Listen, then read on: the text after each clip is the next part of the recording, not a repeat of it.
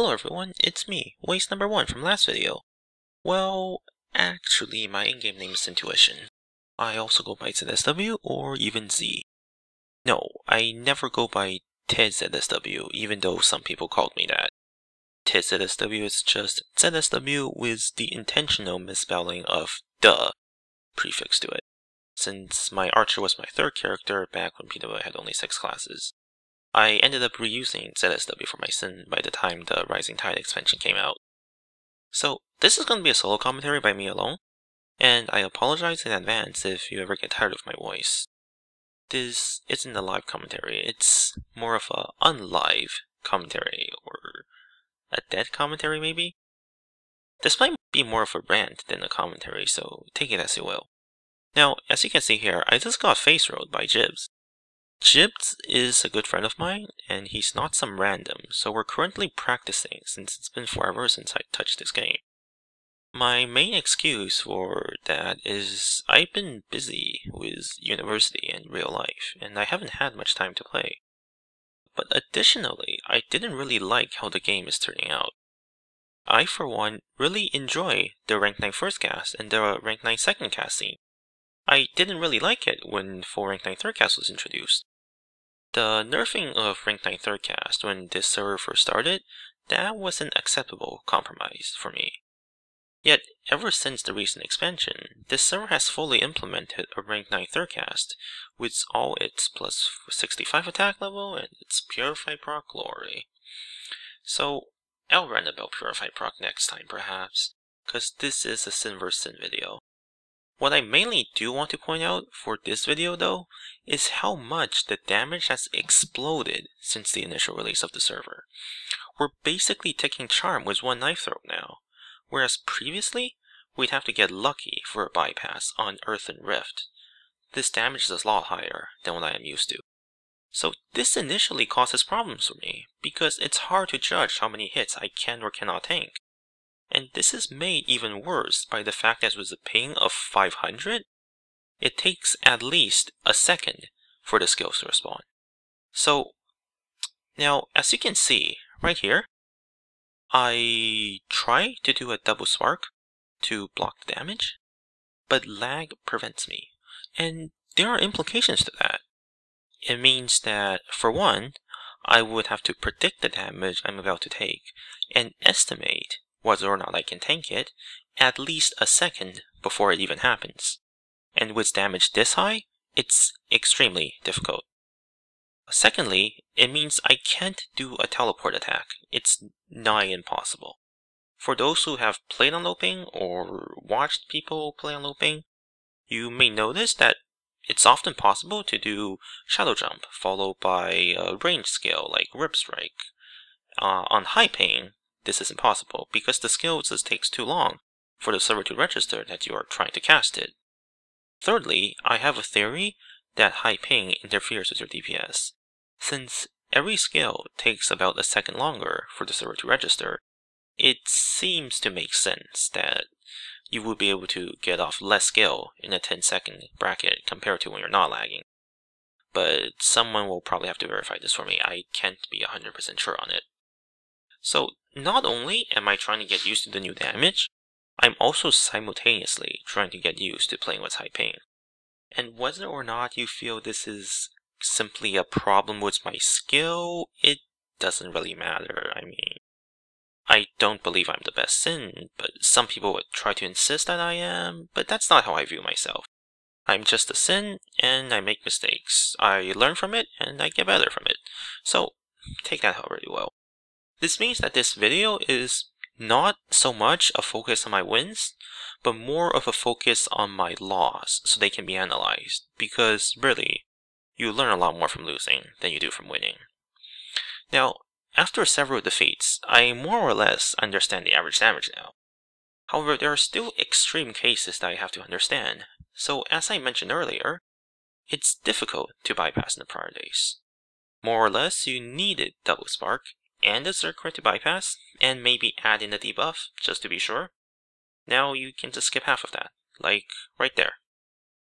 But with practice, however, I quickly learned that tanking is pretty much limited to 2 hits after charm takedown. one if there was a zerk crit.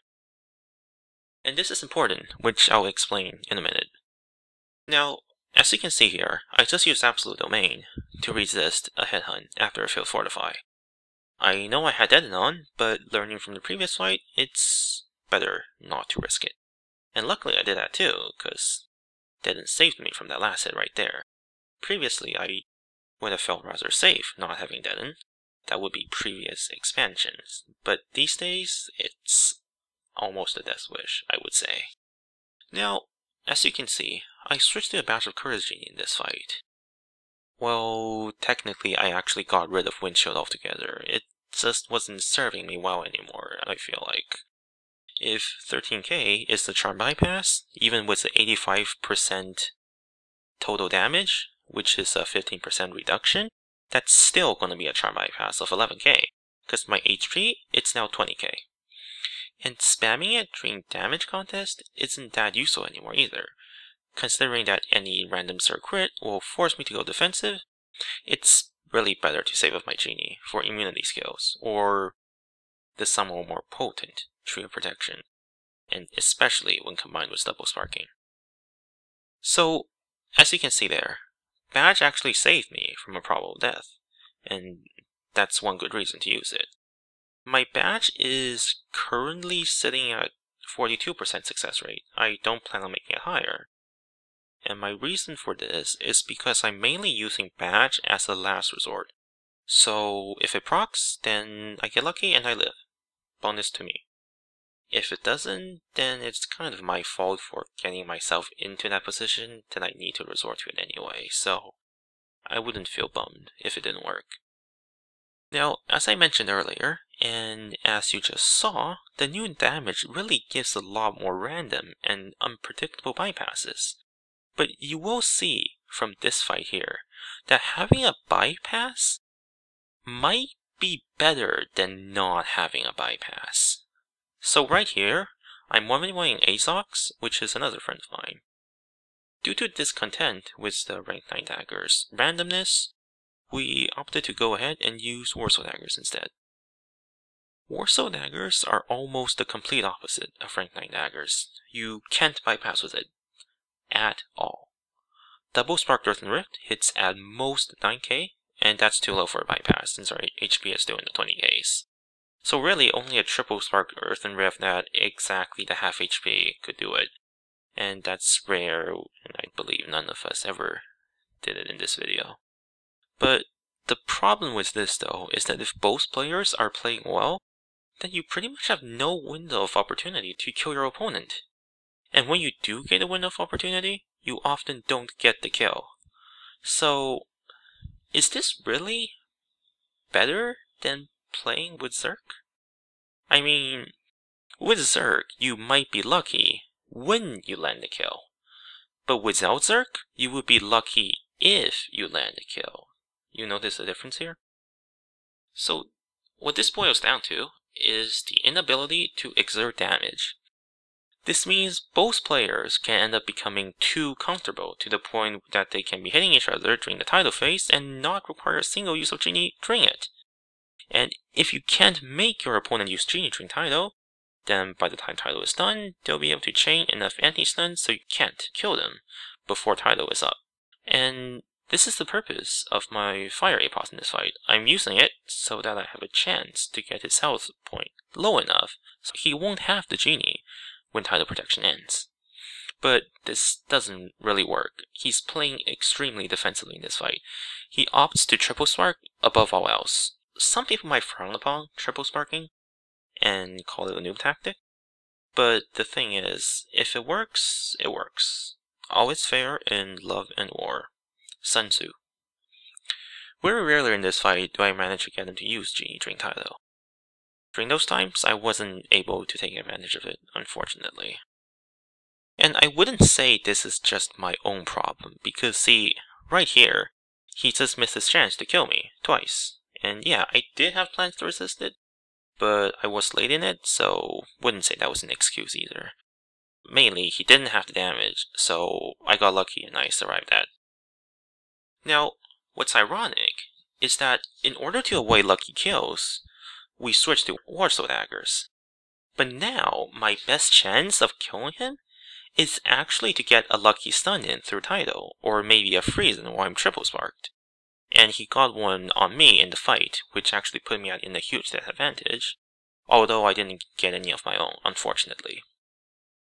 So I want to point out that this here was a perfect opportunity to land a kill, which I just missed actually. His genie was exerted, his anti-stun is done, he doesn't have Tidal up yet, and I have cheat, and his save also is cooldown.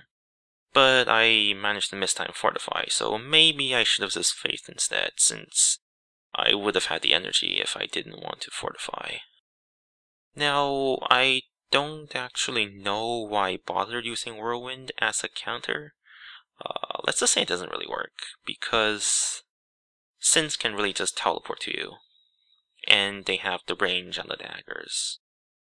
At this point, let's just jump ahead to the end of this fight.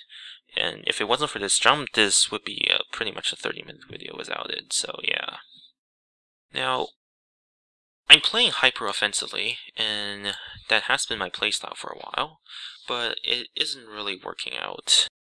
Because I try to faith and stop my opponent for the kill, but that's assuming that my opponent has already used his genie.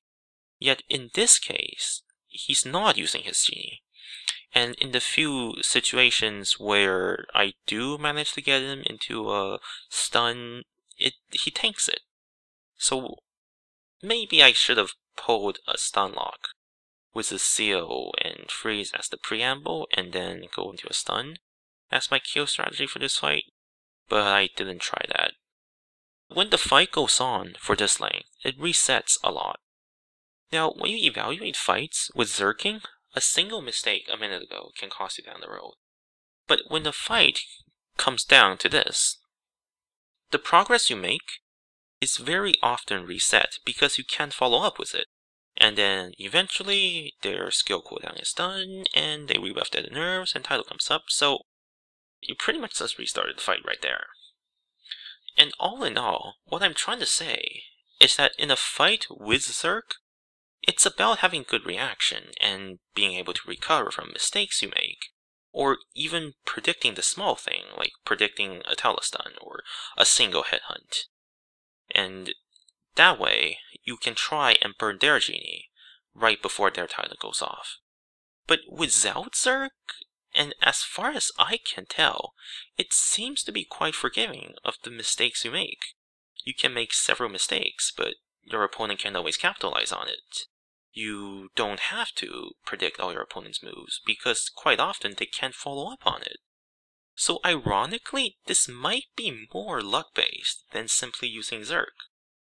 It's like being a grandmaster at playing tic-tac-toe. You can't win until your opponent makes a mistake. But it's more complicated because you can capitalize on every mistake they make until you get lucky enough and have the damage to do so. So that's my theory. And I want to ask you, what do you think? Is it more skillful to have good reactions so you can adjust to situations on the spot? Or is it more skillful to chain anti-stuns and immunities perfectly and not make a mistake and wait for your opponent to make one first? So I would say that's more of a question of discussion and debate, so I'll let you guys think about that. And that's it for this video. Me and Sai will still be doing dual commentary, but we aren't always available to do dual commentary due to real life matters. So we apologize for that. Leave a like if you want to hear more from me, and make a comment. Tell me what you liked, what you didn't like. If you guys support this, I'll keep doing solo commentaries from time to time. Thank you.